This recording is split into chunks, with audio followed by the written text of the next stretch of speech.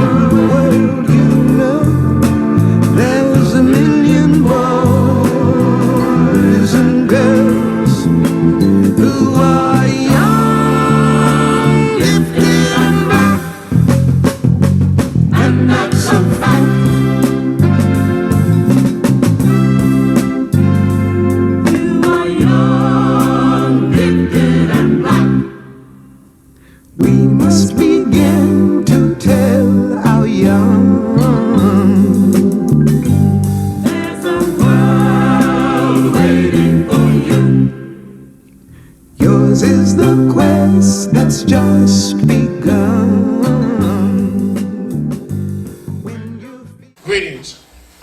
This is a great opportunity to introduce some very, very important people who played a pivotal role in the development of the Corona branch of the Black Panther Party.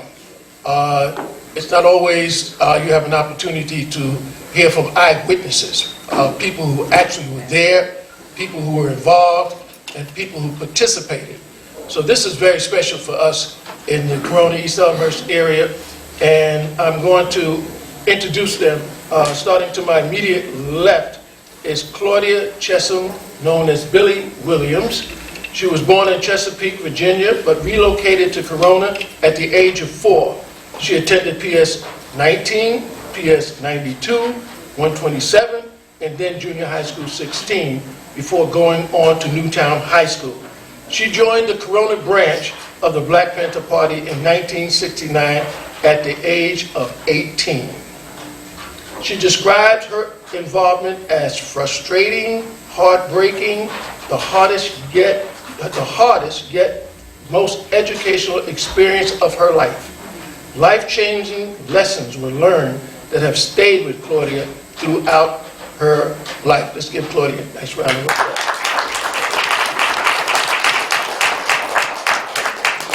Next to her is Thelma Davis, also known as Bunny LeGrare, is a wife, mother, grandmother, and currently lives in St. Albans with her husband and sons, but she grew up in the 50s and the 60s in Corona East Elmhurst.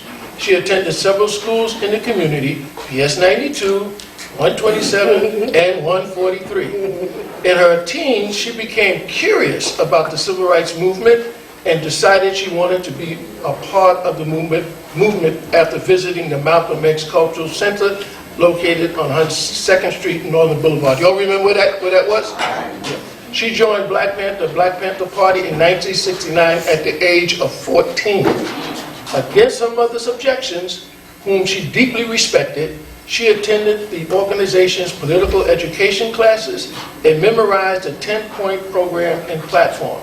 She sold the Black Panther Party newspaper and cooked for the free breakfast program. A love of serving people drew Thelma to the Black Panther Party. Thelma.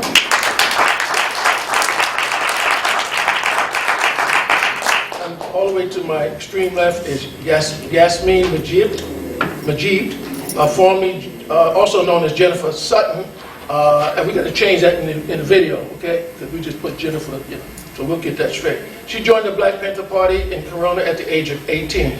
She is currently treasurer of the National Alumni Association of the Black Panther Party and serves as a member of the Black Panther Party's Commemoration Committee of New York. In her current role, she works to advance recognition and preserve an understanding of a generation of young people considered the most culturally, socially, and politically significant in African American history. In this effort, Yasmin and her colleagues collaborate with Mayus Cinema, a documentary film theater in Harlem, who assists in the annual Black Panther Party film festivities. She's also been very involved with Elmhurst. She worked with the Allen A&E Church and did work to help that church become the Allen A&E Cathedral. And she worked for 18 years with an organization called Green Hope Services, helping incarcerated women return to the community. Let's hear it for yes. I don't want to say this often, but these are important women, so let's really hear it for them.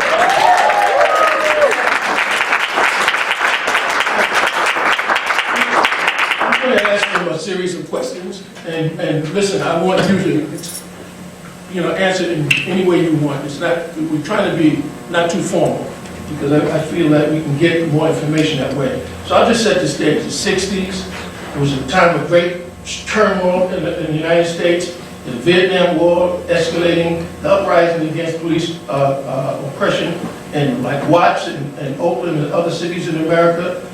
The constant and brutal violence against peaceful demonstrators in both the North and the South. An onslaught of violence and racism in 1966. In that context, two college students, one named Huey P. Newton and the other named Bobby Seals, founded the Black Panther Party for Self-Defense in Oakland, California. Cornel West describes the party's founding as one of the great moments in the struggle for black freedom and democratic. I thought that was me coming. Moments of struggle for black freedom and deep democracy in the United States. Starting as a local organization and followed and observed by the police in Oakland in 1967, the Panthers grew dramatically by 1970, opening offices in 68 cities. New York was one of those cities, and Corona, Queens was one of the local communities in New York to form a branch of the Black Panther Party. This panel will look at the role of women from the viewpoint of the Corona East Elmhurst Black Panther Party branch. So I'm going to start with just asking of each of you, what drew you and how did you become, and when did you become involved in the Black Panther Party? Okay, first of all, I want to first say, since this is the end of March and this is Women's Month, I want to say respect to our elders and all of the warrior women that we just saw in the film. They need to be, we were actually on their shoulders. They came first, they fought the way they fought, we fought the way we fought, but it was all a fight and it was all for the community. Second of all, I want to say this place should be packed. I mean, this is such a wonderful way to branch the generations, to show the then and the now, that nobody should have missed this. I hope the Preservation Society will do it again so that everybody can see. It's quite funny when you think about my becoming a Panther. It was very, very hard back in those days to look at the TV, because now things were being shown. You had a visual picture of your people being sprayed with water and dogs jumping on them, and then, Huey and Bobby said, well, that's okay. They can turn the other cheek. but we ain't gonna do it. So I was with the, we ain't gonna turn the other cheek. It was time to take a stand. And one of the most interesting things that I can think of at this time was the reason why there are street lights up and down Northern Boulevard is because Panthers went out there and blocked traffic because our little boys were getting hit and, hit and runs. They were getting maimed, killed, and seniors. So we did all the things that we needed to do. We did the petition, we went to the city hall and all of that. You know, they always say you can't fight city hall. So we decided what we would do if nobody was going to listen to our pleas for a street light on 102nd Street. We were going to block traffic. We were going to make it hard for the businessman to get from Manhattan to Long Island, going through our community nonstop, hitting us and keep on going. We were met with police on horseback. And they were not going to allow these young people to disrupt the flow. Young black people. You know, so that's where we were met. At the time, I think I was about 6.5 months pregnant. And I didn't know whether I was going to be stomped to death or lose my baby but at that time we had no fear because we knew it was a bigger issue. It was bigger than just the individual. We were fighting for our community.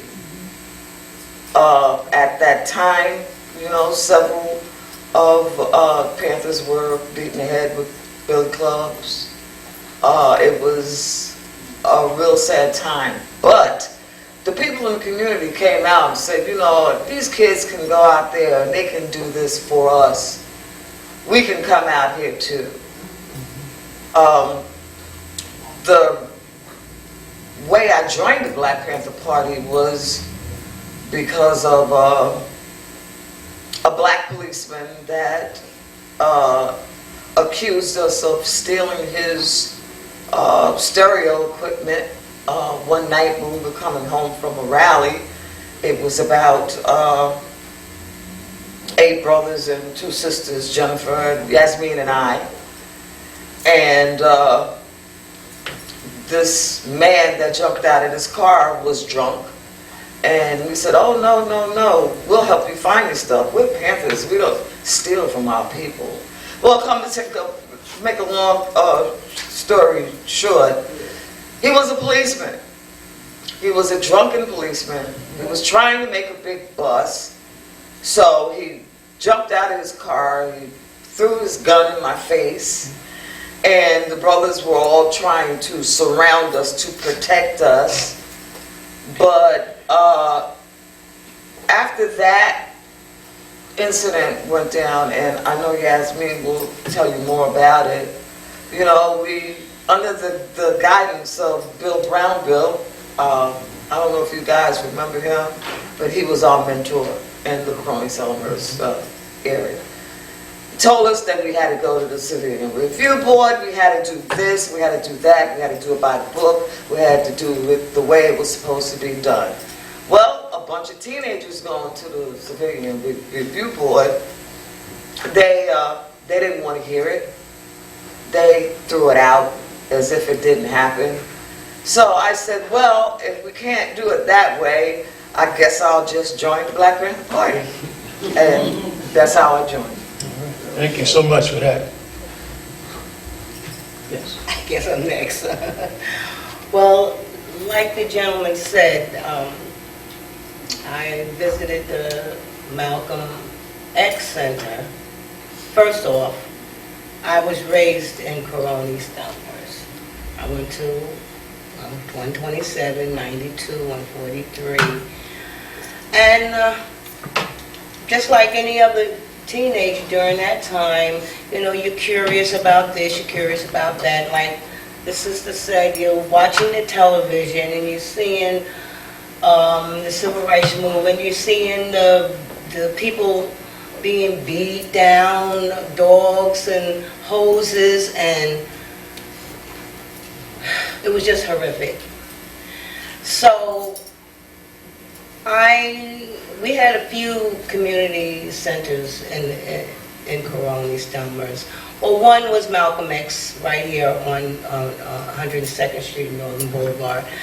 So one evening I was there and they had these meetings and I was listening and I became more curious, sir.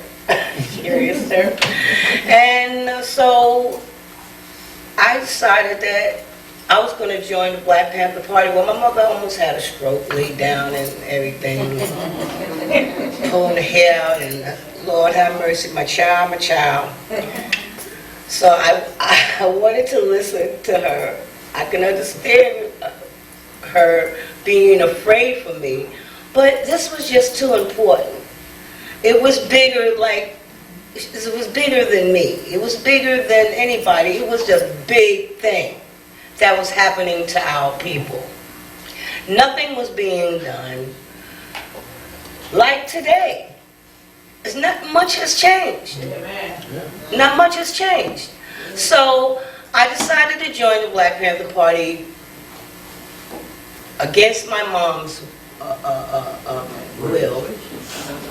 And so I was about 14, and I started going to meetings and cooking for the free breakfast programs for the children in the morning. Started selling papers, working out of the different offices in the different boroughs and elsewhere.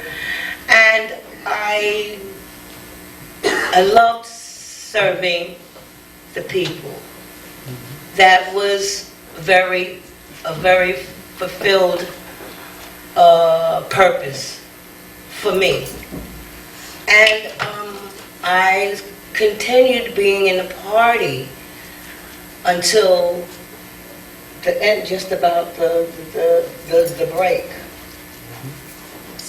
the split. And I can't even, it's just so much more. So Jennifer, you go ahead. Yasmin, sorry. Thank you. Well, I joined the party because there was so much, as Bunny and Claudia said, there's a lot of stuff going on in the country. Right. And so what came to my mind right now is you was either part of the problem or part of the solution. And while I didn't understand that, I definitely knew what I wanted to do. I was at the time going to New York City Community College. I had just graduated from Forest Hills High School, and I was a part of the Black Student Union on my campus. But working, the community was, I guess, growing up in Corona, and you felt the need to be a part of something. And at the time, it was actually the Christmas of 1968.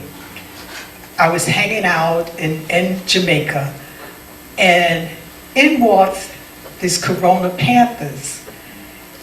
Mind you, these Corona Panthers were originally enchanters and chaplains. And they're together.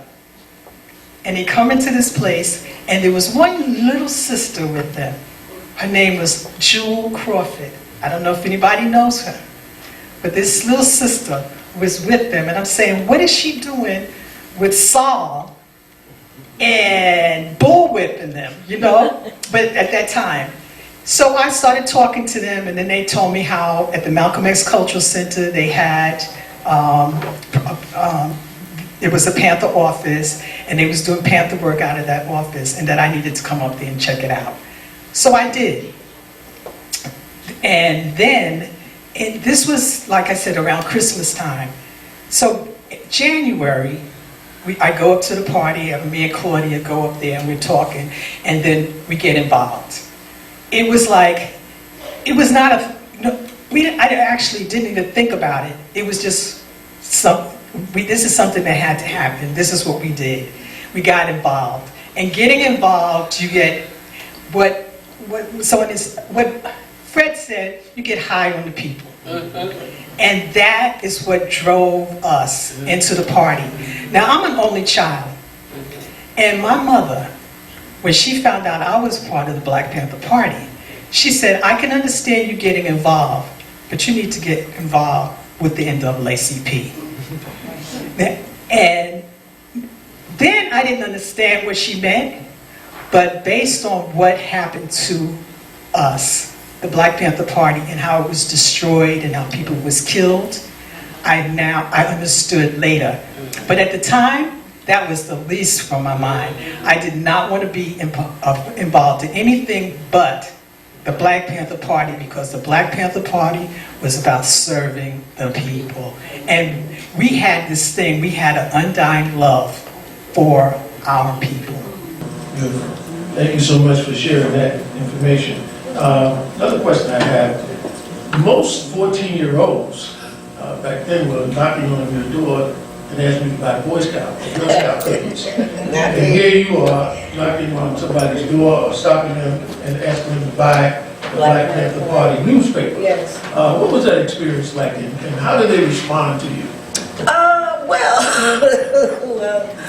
I didn't look at, it was something that I wanted to do. My approach with them were, they looked at me like, what's this little girl, even though I was kind of big for my age. But when I start talking to them and explaining to them what we were about and pointing out all the injustices that was happening, and I would show them, with articles and explain to them, not just here's a paper. I did not do that. I always explained what my purpose was, and after a while, it just became like Nobody ever breathing. said to you, why don't you do a double dutch or something like that? No, I don't remember anyone saying that to me. They would just ask me, what, didn't I have something better to do? And I said, yeah, right here. This is my work better to do. I have a little funny tidbit about Bunny and I when they used to send us out to sell papers. Even though I was older, I was a lot smaller. I was about 93 pounds, and if I turned sideways, you wouldn't see me at all. Bunny was a big young girl. She was quite big. And I kept complaining that don't send me out there to sell with papers with Bunny, because I can't sell my papers because she has her chest in everybody's face. and it was really hard for me. And we would sell on any given That's not true. $100. I mean, 100 papers I would sell hers too. per setting. So that was something that we did, and we didn't just sell papers in the Corona East Elmhurst area. We went to down in the village. In the movie Black Panther: The Vanguard, they have a picture of me selling papers in Port Authority. So it wasn't just here that we focused on, although we always had somebody in our community, but we branched out. We went up to the Bronx, we went up to Harlem, even though there were other Panthers there, but we covered a lot of areas. And after you do something over and over and over again, repetitiously, you become a salesman. So it no longer was hard or you were nervous. It was like, you know, second thought. Yeah, I'm yeah, gonna yeah. sell these papers. I'm gonna sell these papers. And one of the other things about the newspaper, you had to read the newspaper. Right. You had to know every page. Before we You had to sold understand them, we everything had to about it. read them, So you. so we know what we were talking about. Sorry. Go ahead. No, I was So just, you had to approach people with knowledge. Yes. It's not just the emotion. No. But you were able to explain the political, social, economic Everything. aspects of the program. Right. You mentioned earlier about, you did, about, the danger that, that was so pervasive against the members of the Black Panther Party. And you all know the history, eventually how that went. But at that time, could you try to give me, us, the audience, understanding, why were you not afraid of death? That's because there was a quote, and I can't remember the whole thing, but when we was in the party, we all thought that we was going to die serving the people. And that was part of what we believed. We always believed that we stood the chance of dying, but we would be dying in the service of the people. So we wasn't afraid. And as young people are not afraid of death. It's when you start to get into reality that you realize about dying. You don't think that you're going to die. I mean, this is why accidents and all this stuff with young people, because you're not afraid to die. And that's normal. So being in the Black Panther Party, you just knew that you're going to die. I mean, I wrote letters to her. I actually collected information from Essence Magazine, because Essence Magazine was just coming out. And I kept certain articles for her, thinking that I was going to die serving the people. It was very, very funny when you think about it, because we never thought that we would live past the age of 25. 25 was the limit of how we gave ourselves, is how long we had to be here, or how long we had to fight, as long as we could fight, because 25 is like the end time. I mean, if you look at the brothers that were being killed, they were killed and or jailed. They were 19, 20, 21, and 22. They were college students, high school students, so we never thought that we would, get above that. I remember my mom, it was, I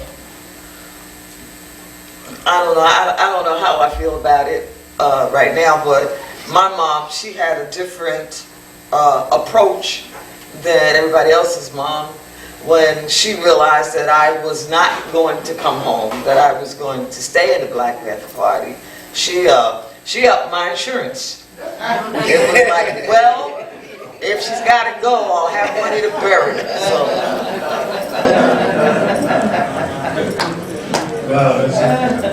Wow, I also like to get some insight as to, you mentioned that the enchanters and the chaplains, I was the chaplain. I was the chaplain in Corona.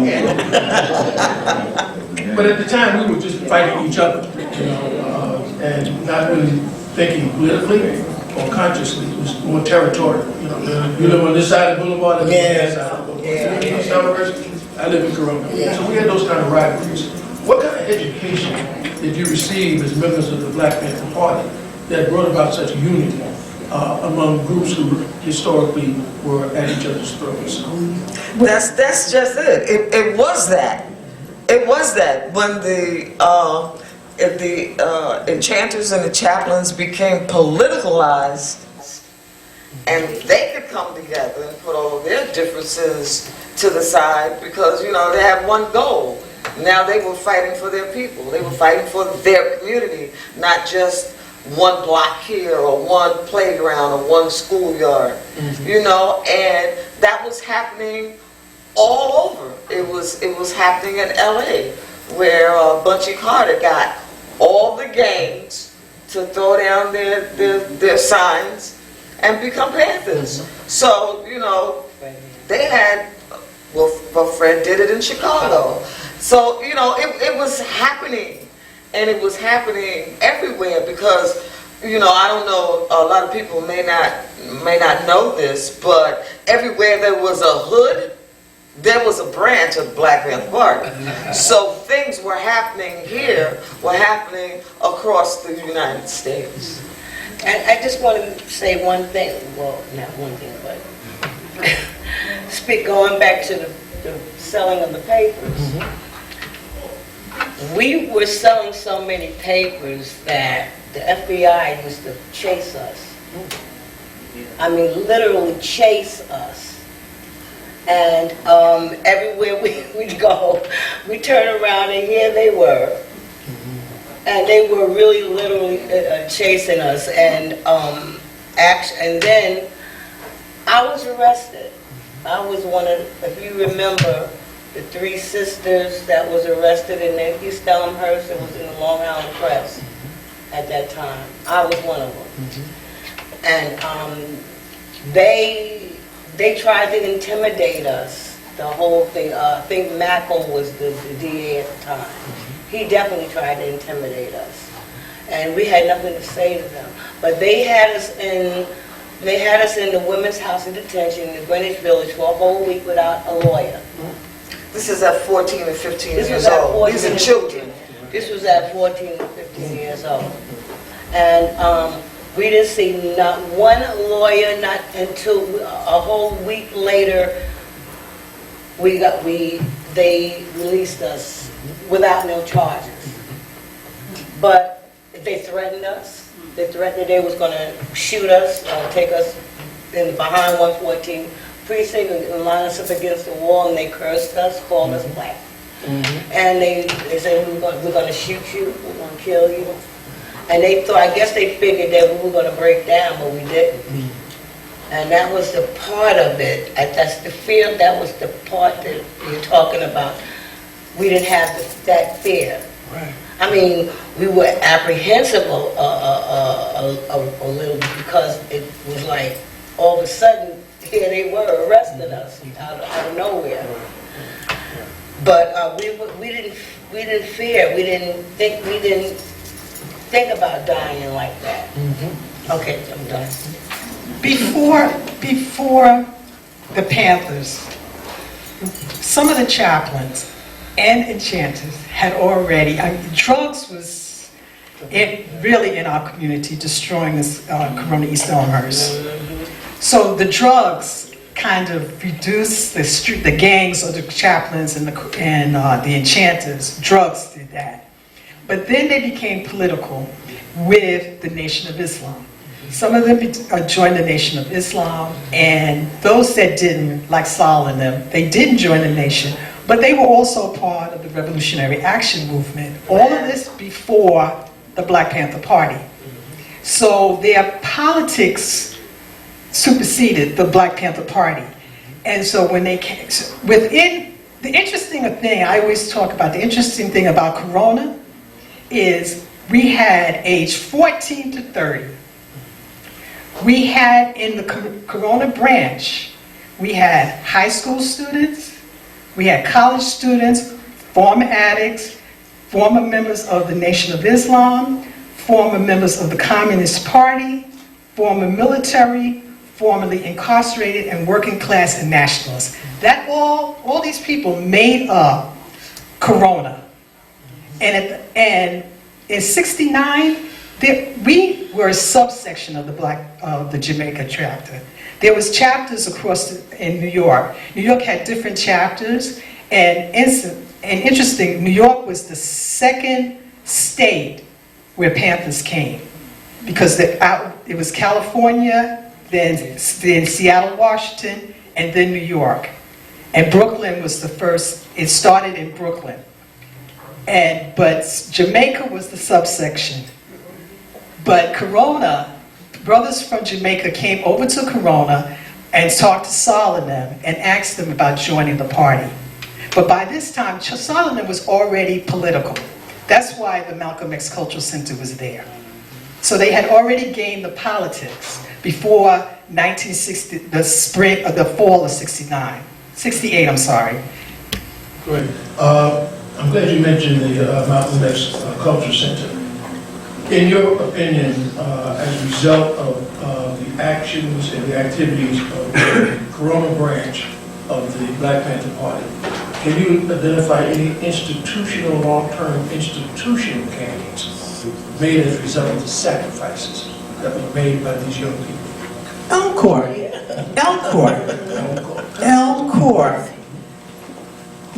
The history of Elmhurst is a result Langston Hughes Library. The Panthers were involved in that. But Elmhurst mainly, the 107th Street and Northern Boulevard, where Elmhurst is, was actually an office of the Black Panther Party before it became Elmhurst. Right. Yeah. And then I could go back to Elmhurst and just tell you, people that was a part, especially the drug program. It was mainly the drug program. It was the drug program with Oddly and Lou Benson that was the key to Corona East Elmhurst, and Elmhurst is still here, and then Jeff.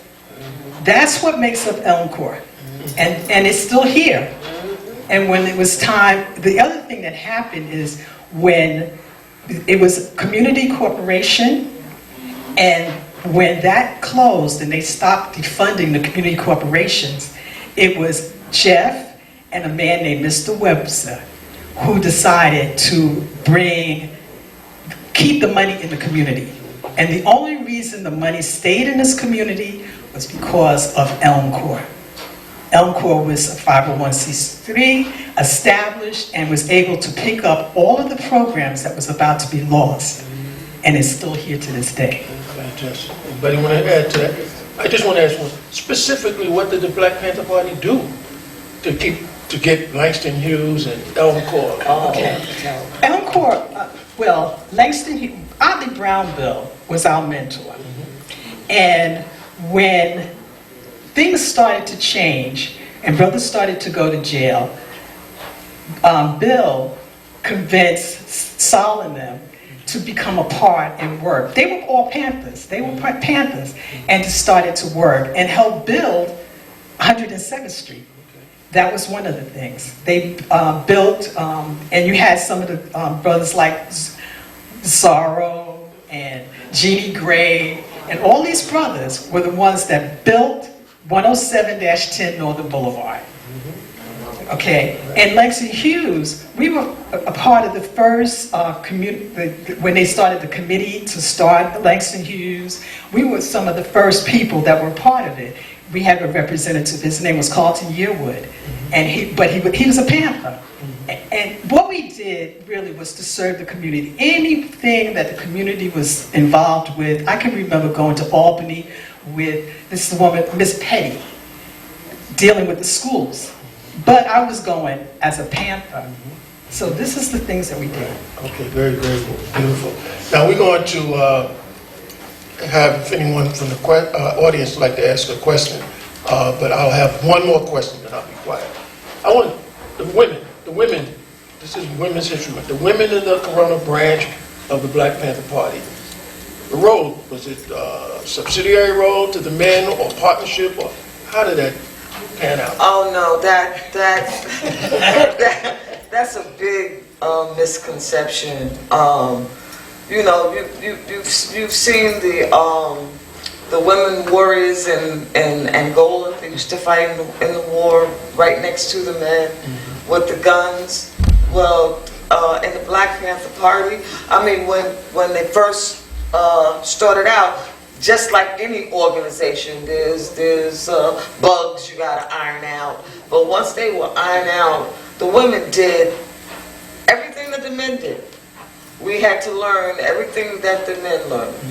When we, a lot of people used to say that we swapped roles.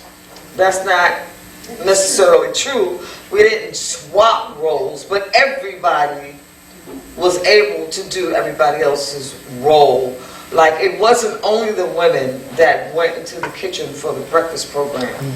You know, brothers put those little nets over their afros and threw on an apron, and they cooked and they served just like that. I remember in the Coronius Elmhurst area where we took petitions and went door to door to ask people would they allow their children to come to the breakfast program.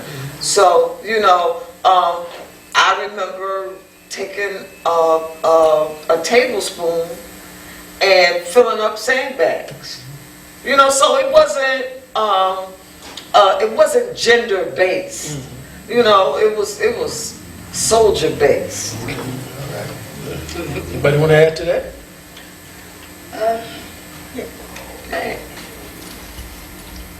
One of the captains, the Panthers was set up in an organizational military format. And in Brooklyn, we had one of the first sisters that was the captain of the branch. Her name was Brenda Hyson. So sisters played every role, and when they started to actually arrest so many brothers and brothers was killed, it was the women that kept the offices open. And at one time in the Black Panther Party, it was like 70% of the party was women. And most people don't realize that 70% of the party was women. So the roles were there. When the Panther 21, and this is the 21 Panthers from out of the Harlem branch, were all arrested and went to jail on the same day. You know, the powers that be really thought that, okay, we've got all of the leadership, you know, the office is going to fold, everything's going to be the way it used to be, nobody's going to care anymore. And they said, I was one of the sisters that went from Corona, which was my home, to Harlem to keep that office open, which was, you know, I mean, that was like a future shock, going from what we know, Coronius Elmhurst, up to the village of Harlem. Yes.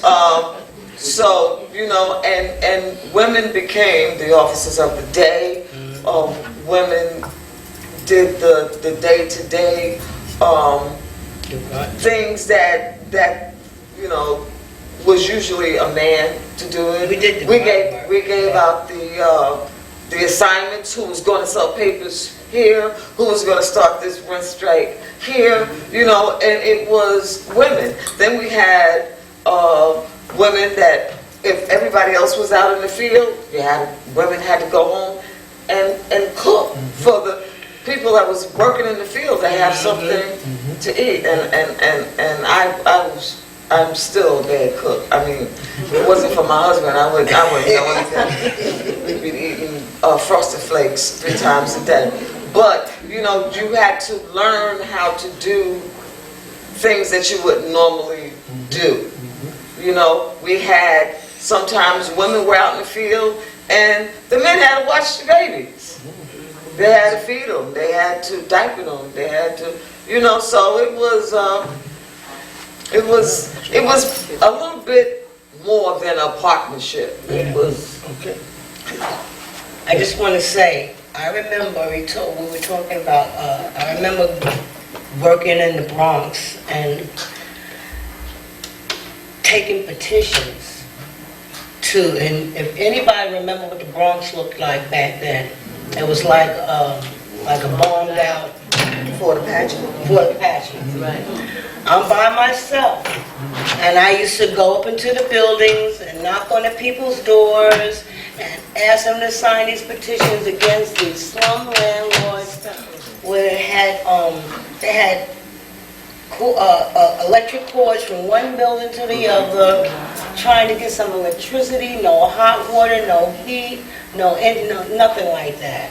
And I remember me, 14, going to from one building to the other building, Marsania Projects, Boston Road, all the way up to the end, all the way up to the end and back again, and with petitions signed for these people. It was so hurtful to see the living conditions that these people were living in.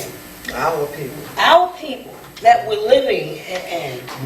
And you would say that's a man's job. Well, it wasn't for us. I did that. And other sisters like myself did that. Okay. So you have to understand, being in the Black Panther Party, it was, like I said before, it was not gender-based. They were locking us up. The sisters were being shot. So the police didn't care if it was a woman. They didn't care. Are there any questions from the audience? We'll take a few before we wrap it up. Anyone who have any burning question to ask the parents? Yes. Hi. Yeah. My name is Karen. And, it's very interesting. It's so enlightening, just to hear, because, I'm from East Elmhurst as well. Been here many years. And just to hear, I was always interested in the Black Panthers growing up because they were role models. They were role models. But just to hear, which I did not know about those streetlights.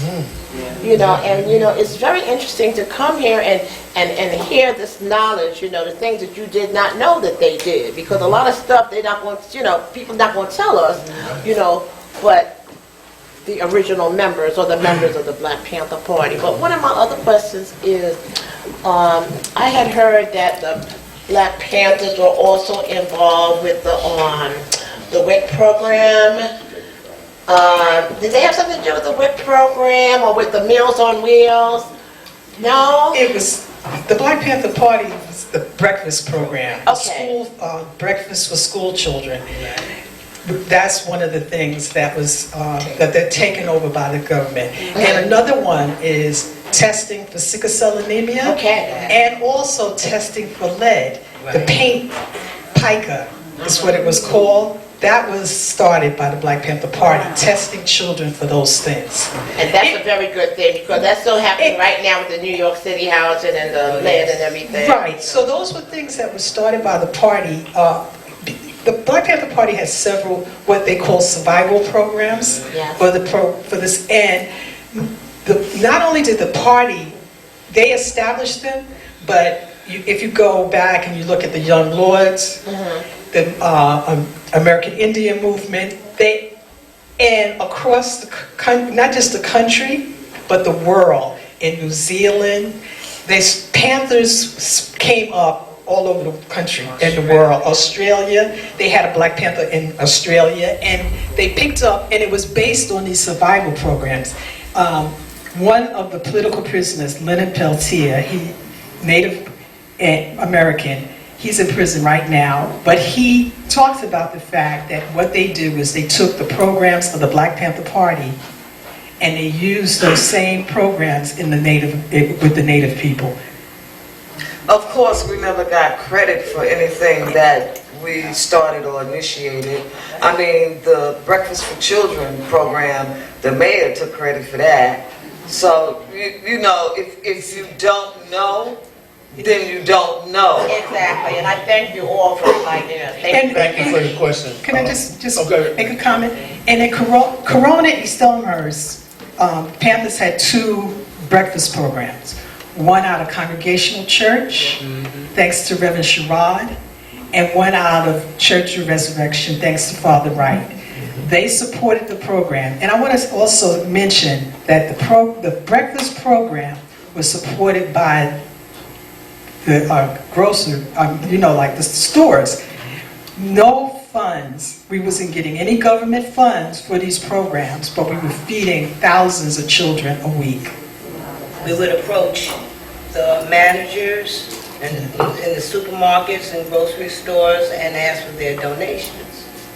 And they would give it to us. Or we would boycott that store. That was the other side of it is, if someone said that they would not give, Yeah. We would stand in front of that store to let them know that they're not supporting the Yeah. breakfast program and to go someplace else. So, you know, there was a reason. We have another question. Yes, hi, hello everybody. My name is Stacy Mason Sotilli. I grew up in Corona, East Elmhurst. I'm born in the 70s, so I hear my older sister speaking about the Black Panthers. But I'm also an advocate for sickle cell disease because I was born with sickle cell SS disease. And as I go around to advocate for sickle cell, I always bring up the Panthers and how that they really started in the United States, the federal testing for sickle cell trait. It wasn't until the 70s where when a baby is born in the United States, there was no testing at all to see if they had the sickle cell trait. So as part of the Black Panthers, one of their programs, that was a big program, and a lot of people unfortunately don't know about these wonderful things that were added by the Panthers because of all of the adverse media, showing Panthers toting guns and things like that. But there's information out there. If you go on YouTube, there's some films that show what the Panthers did for sickle cell disease, and they really pioneered these programs that are still up and running today.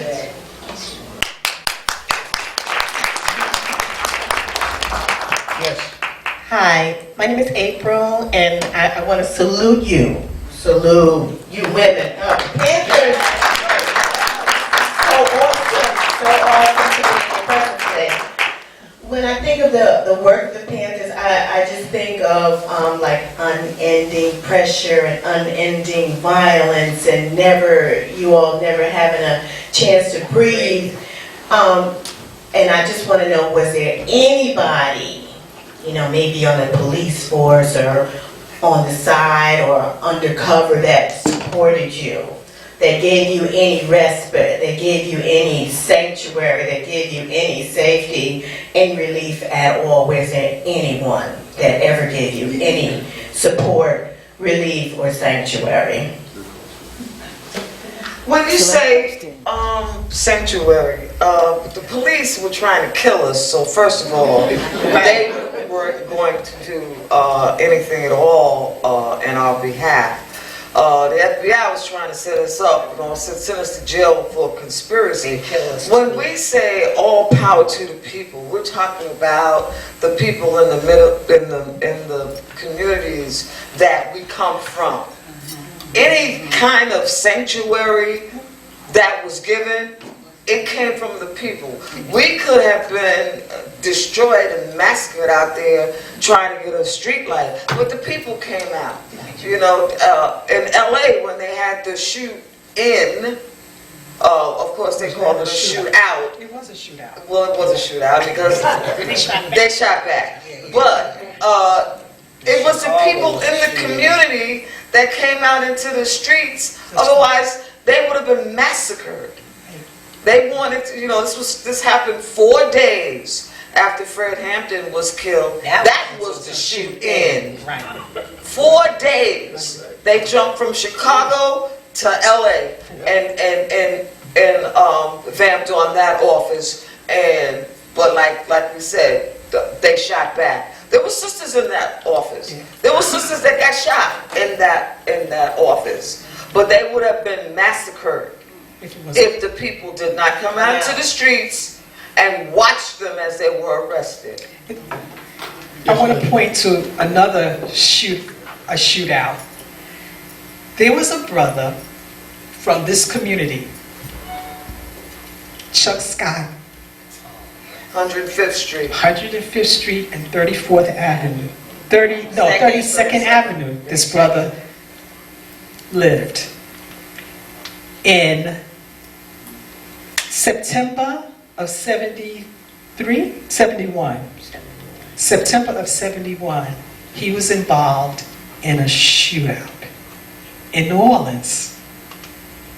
He was sent from I could talk. He was sent from Connecticut to New Orleans by David Hilliard, and he was part of that group. They was in the Desire Projects in New Orleans. There was a shootout. Chuck was one of them. And if it wasn't for the community, they would have been killed. But Chuck managed, they managed to get, they managed to survive that. But Chuck Scott, I don't know how many people, you probably don't even know Chuck. The Scotts and the Spencers. The Chuck, he's one of the, it's the Scotts and the Spencers They were from family. a family. Yeah. But Chuck, in 1999, Chuck was dying. He had lung cancer. And they connected again. The people from New Orleans found out about, we was together one night, me and this brother. And this brother said, I owe my life to this man. Mind you, this man was 19 years old at the time. Chuck saved this man's life, and we was talking about it in 1999. And he said, this guy, Charles Scott, he was from Connecticut. I said, no, this brother's not from Connecticut, he's from Corona. We'll go to his house. We went to his house that night. Chuck is dying. Those people from New Orleans found out that they found Chuck. They came, and some of those sisters came to take care of him. That's Panther spirit. We have time for like one more question. Thank you. Hi, my name is Sonia Davis. I grew up in Corona as well. I'm looking at the, I know one of the 10-point program of the Black Panthers was the immediate stop of police brutality and the murder of black people. And here we are 50 years, 60 years later, still dealing with this today. I would like the opinion of each of you. What do you think we as a people should do now? Should we change our strategy? How or not? Or what can we do today that can change that?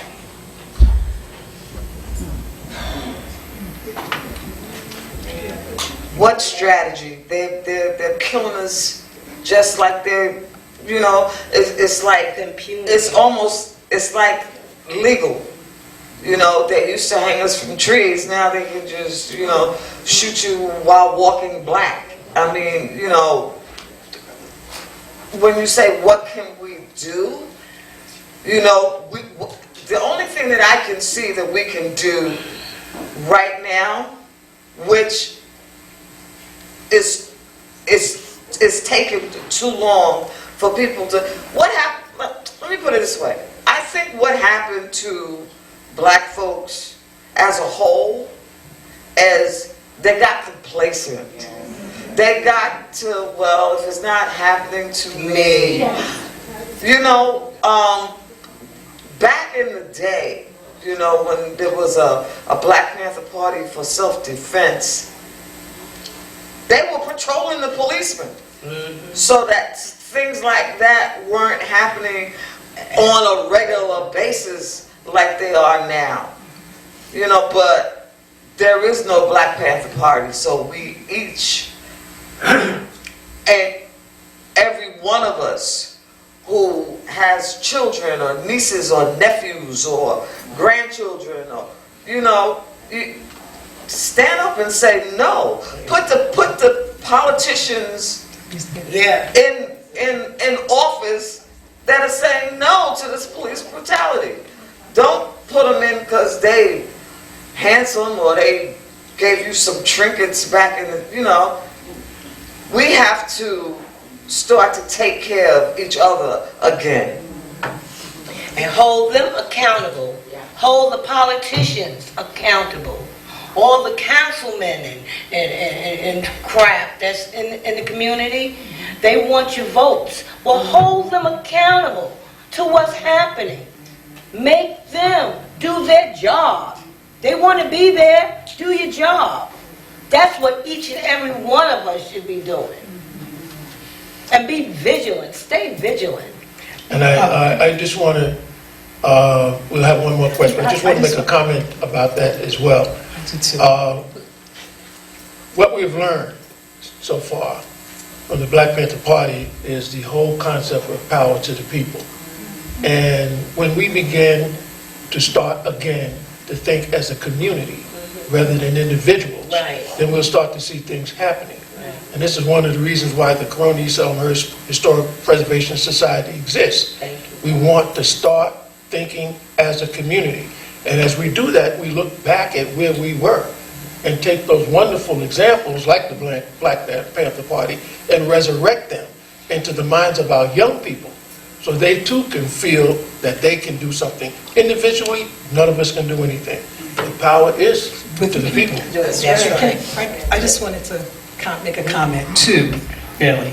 One is we have to, as a people, begin to educate our children about our history, because if they knew, it would make a difference. How many people in this audience know the Deacons for Self-Defense? Could you raise your hand if you know anything about the Deacons? The civil rights, if it wasn't the civil rights, the peaceful demonstrations, but who was around the peripheral protecting the people? The Deacons for Self-Defense. And I'm not saying that we have to go out there and be the Deacons or the Black Panthers, but we have to give our children the knowledge, and so that they know. And there's this sister had this thing called the Little Black Book, and I give that away to all of my grandkids and any child that comes in with me, because there is no way that you're not going to be stopped. If you're Black, you're going to be stopped. But they need to know what to do, because a lot of the killings that I see is because, not the victim, but because they don't know what to do. I mean, how do you kill someone who tells you, I have a gun and it's registered, and you shoot them in front of their 4-year-old child? You murder them. When is it going to be a time when not just Black lives matter, but all lives matter, as they like to say? But when is it going to be a time when police matter more than anybody else's life in this country? And that's the thing. We think that the policemen go out there, they do their job. If they get killed, oh, the person gets life. And we accept that. We accept that kind of nonsense. So when we get killed, we get funds, $1 million. We're going to have to, after this panel is over, you can interact with them, talk with them, get more information, etc. But we do have a time sensitive situation. I think they did a fantastic job. You can stand, come on, yes.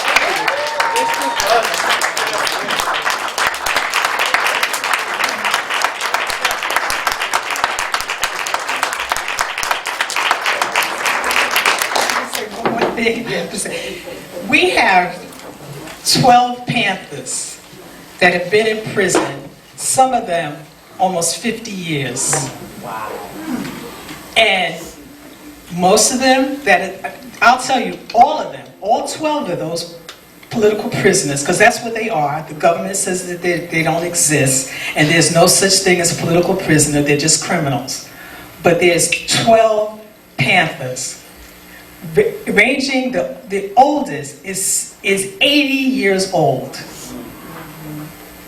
And what we would like for people to do is go online and see what's going on with them.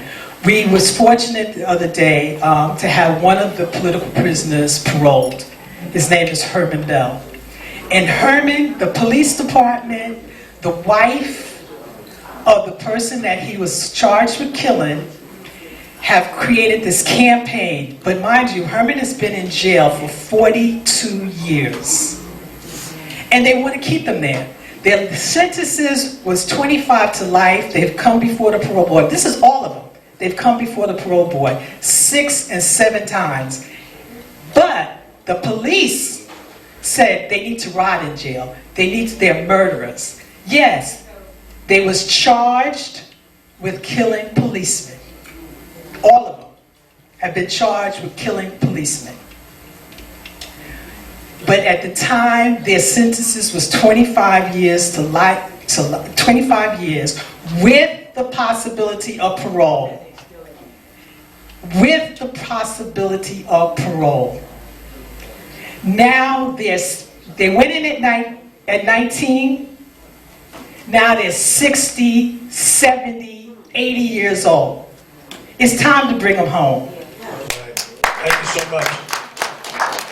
So we are, at this point, we're going to serve the food.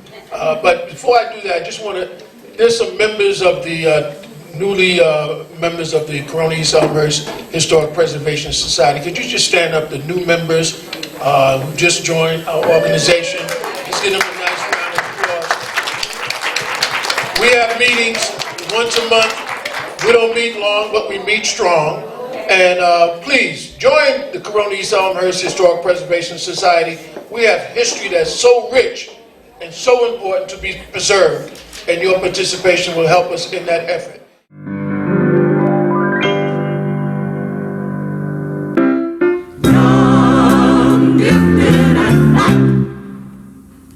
Oh, what a lovely, precious dream to be young, gifted, and fun. Open your heart to what I mean. In the whole world, you know, there's a million boys and girls who are young, gifted, and bright, and that's a fact.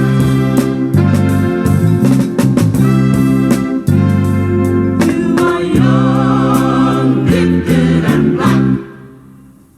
We must begin to tell our young. There's a world waiting for you.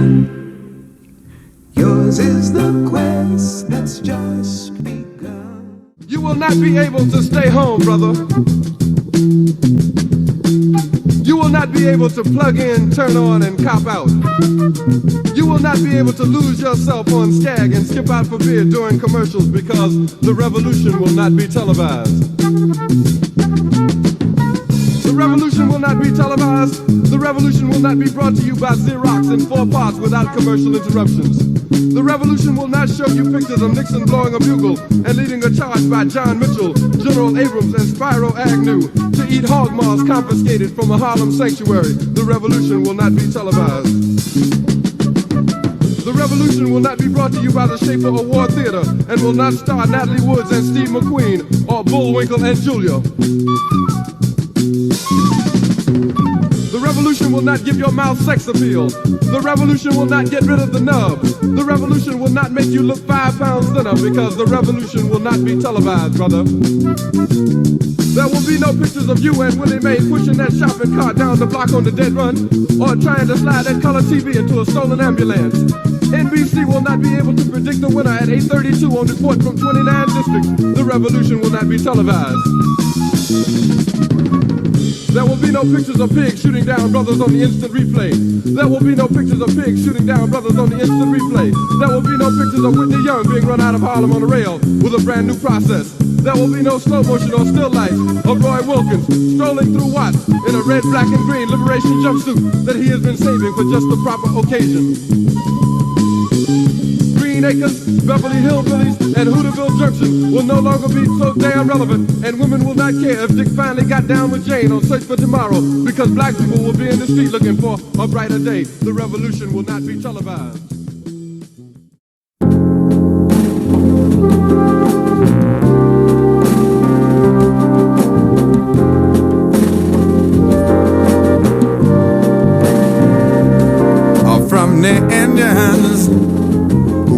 from the pilgrims and to the buffaloes who once ruled a plain.